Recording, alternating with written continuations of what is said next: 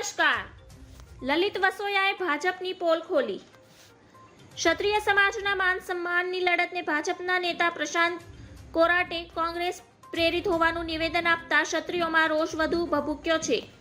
વિરોધ અંગે ભાજપ નેતા પ્રશાંત કોરાટે કોંગ્રેસ પર કરેલા આક્ષેપ અંગે કોંગ્રેસના ઉમેદવાર લલિત વસોયાએ વળતો પ્રહાર કર્યો છે. લલિત વસોયાએ પ્રહાર કરતા જણાવ્યું કે પ્રશાંત કોરાટે કરેલ નિવેદન શરમજનક છે. ક્ષત્રિય સમાજનો અવાજ દબાવવા ભાજપ કોંગ્રેસ પર ખોટો આક્ષેપ કર્યો છે. ભાજપ સમાજ વચ્ચે ભાગલા પાડી રાજનીતિ કરે છે. પુરુષોત્તમ રૂપાલાએ ઇરાદાપૂર્વક ક્ષત્રિય સમાજનું અપમાન કર્યું છે.